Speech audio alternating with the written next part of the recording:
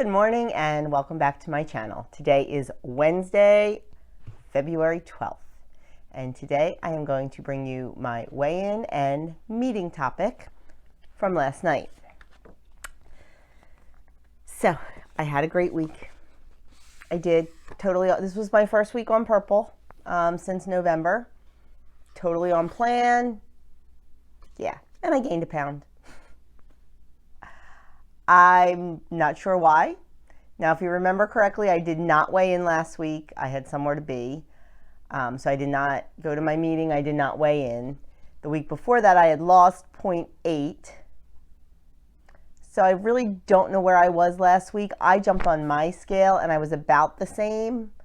But my scale is different than the WW scale, so I don't know. So it showed I was up a pound this week, the pound that I had lost, almost the pound that I had lost the week before. So that puts me at 137.4, which is about 0.4 over my happy range, but it's okay.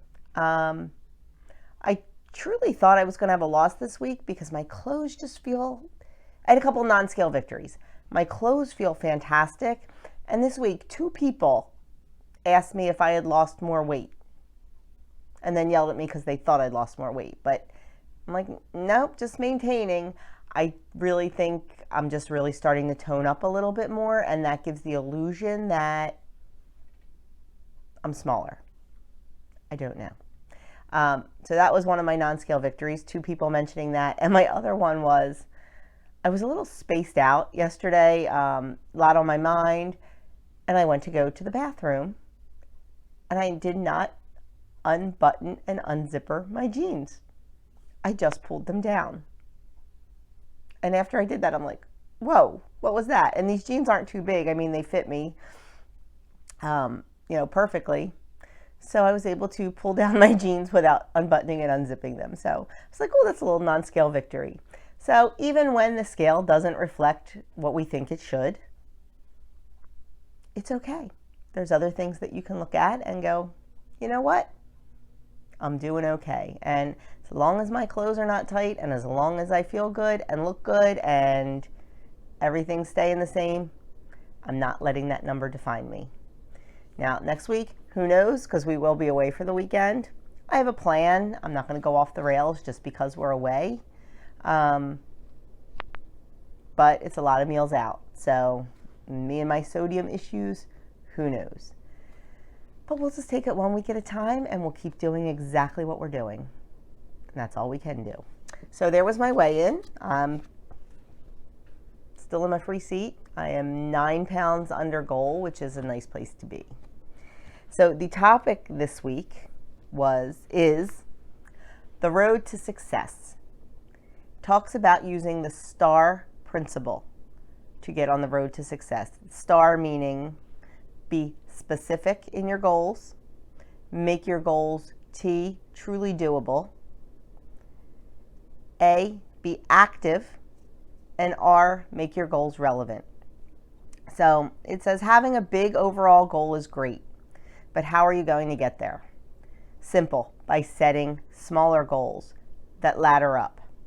Focusing on the task you need to do to reach your goal rather than just on the goal itself increases the likelihood that you will be successful over time, and you'll build healthy habits along the way. So it wants you to prioritize setting a weekly behavioral goal using the STAR principle. We talked about this last night in the meeting and we have a lot of lifetime members in our meeting, and she asked the lifetime members, she said, what is one behavior that you wanted to change, that you did change and you are continuing that change today, that became a habit? And my answer was mindless eating. I would pack lunches in the morning for the guys and I would just eat like when I was packing them at 5:30, 6 o'clock in the morning, and why?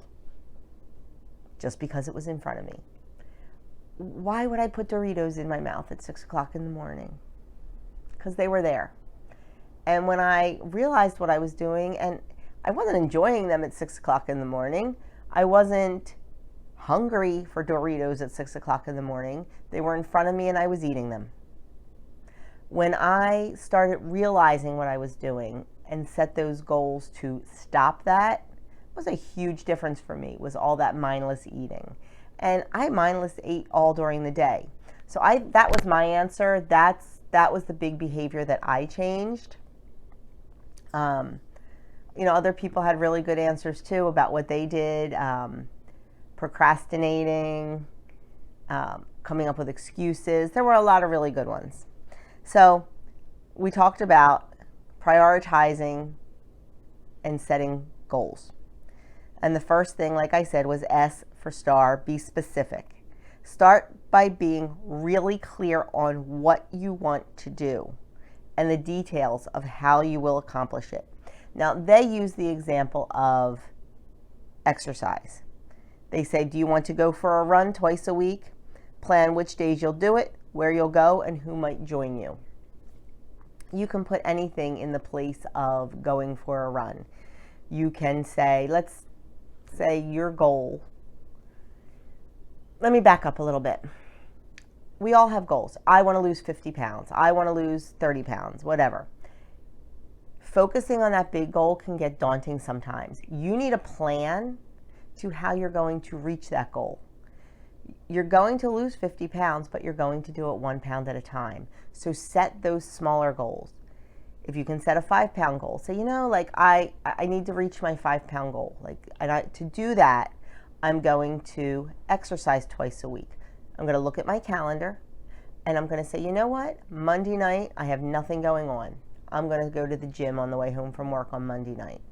Thursday night, I have nothing going on. They're the nights I'm going to do it. I'm going to write them down. I'm going to put it in my planner. Now for me, once something's written down, it gets done. So you have to make a specific plan. You just can't say, well, I want to lose 50 pounds, so I'm going to start exercising. That's the start of it. But you have to set specific things, especially if you're like me and you're a procrastinator, because I'm a horrible procrastinator. So set those specific things and take exercise out of the equation. You might say, I want to lose 50 pounds. I need to start with 5. So for this week, I'm not going to snack in between meals. I'm going to have healthy, balanced meals and not do the picky between. And if I do get hungry in between, I'm going to snack on something healthy. I'm going to snack on a piece of fruit. I'm going to snack on some veggies. I'm going to snack on a tablespoon of peanut butter. Something like that. Those goals, just make a little plan, make them small, make them attainable, make them 1 week at a time, and be specific. What are you going to do to help you achieve that bigger goal? The second one is truly doable. It's important to be realistic about what you can actually accomplish. If you know that weeknights are crazy for you, carve out a time on the weekend to run. We'll go back to the running because that's what they're using. When you're set up for success, it's more likely you'll complete and repeat your goal. So make it doable. Back to the I want to lose 50 pounds. You can't lose 50 pounds till you lose 1. Focus on the small goals and make it doable. You can say, okay, how can I prepare myself for success? What is doable? Is it doable to lose 50 pounds in a week? No. Is it doable to lose 5 pounds in a week? Maybe your first week. But the average weight loss on WW is between a half a pound and 2 pounds a week. You have to remember that. You did not put your weight on overnight, and you're not going to lose it overnight. We would all love that magic pill, that magic drink, that magic food, that magic diet plan. There is none. If there was, everyone would be at their goal weight. But there's not. It comes from hard work, and it comes from making a plan. So make that plan doable. You can say, I want to lose this week. I would like to lose weight this week. Don't set a number for yourself, because then you're going to set yourself up for failure. And then if you have a gain, you're going to be like, you know what? I was on plan all week and I still gained, so screw it. I'm going to go off plan and I'm going to eat what I want. If I'm going to gain anyway, I might as well enjoy myself. Not the right attitude. And I've been struggling with this, with the hormones and with other things, with this weight fluctuation. And weight does fluctuate, especially when you're like me and you're in maintenance mode. when you're trying to find that sweet spot. I've upped my exercise a lot. I probably need to up my food intake. That's a tough one for me. It really is. Because I'm afraid if I up my food intake, I'm going to jump even more. So it's something I'm struggling with right now. So I'm trying to make my actions doable. And that's what you need to do. Number 5 is active. It's much easier to focus on doing something rather than on stopping something. I want to run versus I want to stop skipping my workouts. This thought process helps you picture what you're trying to achieve. It's always better to be positive. Don't use the I can't have it. Use the I can have it, I need to fit it in. Just like with exercise, just like with food. Fit it in. Make a plan and fit it in. Food, exercise, water, everything. You just have to plan for it and you have to be positive about it. And when it comes to activity, if you hate running, don't make that your activity. You're not going to stick with it. You're not going to like it. Personally, I don't like walking. I know people love to go out for a 2 and 3 mile walk. Not this girl. I like to run. I do not like to walk. And I do not like to ride a stationary bike. So I don't do it. Don't do something you don't like because you're not going to stick with it. So find something you like. Just like if you don't like broccoli, don't eat it. You don't like cauliflower rice, don't eat it. Because you know what I say, whatever you do to lose the weight, you are going to have to do forever to maintain the loss. So you better learn early on how to eat the foods that you love and do the exercise that you love because it's for life and hopefully it's a very long life. So yeah, that's all I have to say about that. And number 4, the R, make it relevant. Goals should be about what you want to do, not what you think you should do. Does running move you towards something larger that you truly want to achieve? If so, that'll make it extra meaningful and powerful in your day-to-day life. Make it relevant. You have to find things that are little things that are going to make you achieve that big goal. It's all about the baby steps. It is. When it comes to everything in life, it's all about the baby steps. Start small. Build habits by starting small.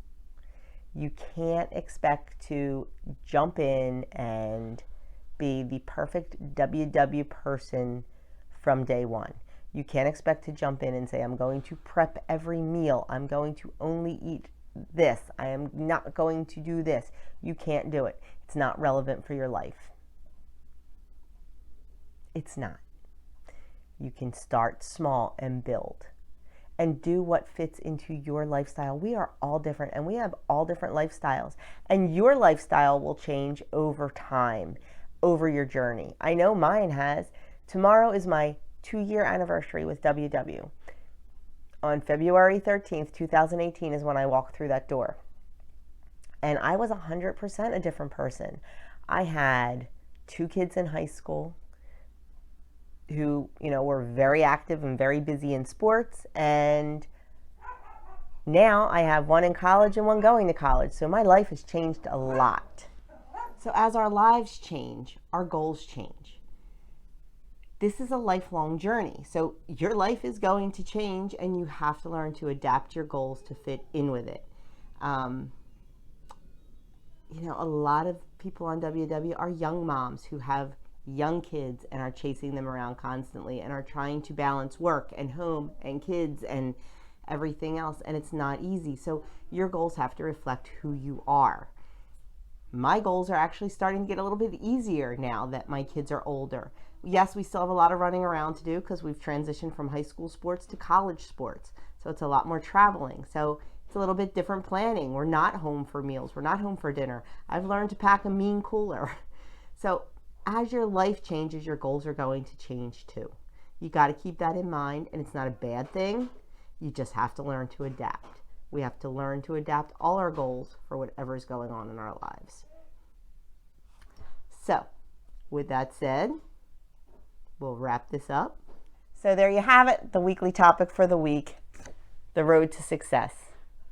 Honestly, there is a road to success and there's going to have bumps on it. You're going to have smooth parts, you're going to have bumpy parts, but set those goals, make them attainable, make them doable, make them realistic, and we got this. We've got this. I promise we do. The recipe on the back is no-cook peanut buttery cookie dough bites.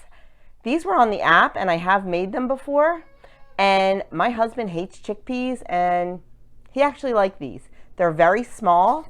They are 1 point each on all plans, but they were pretty good. I made them, I think, sometime in January, but they were pretty good. So there you have it, the recipe and the topic and my weigh-in. I hope you have a fantastic week. I know I plan on it, and I will be back with a full day of eating today. Probably a full day of eating tomorrow. It depends. And then menu plan and grocery haul on Friday. And that's it for me. So have a fantastic week. Stay on plan. Do everything you need to do.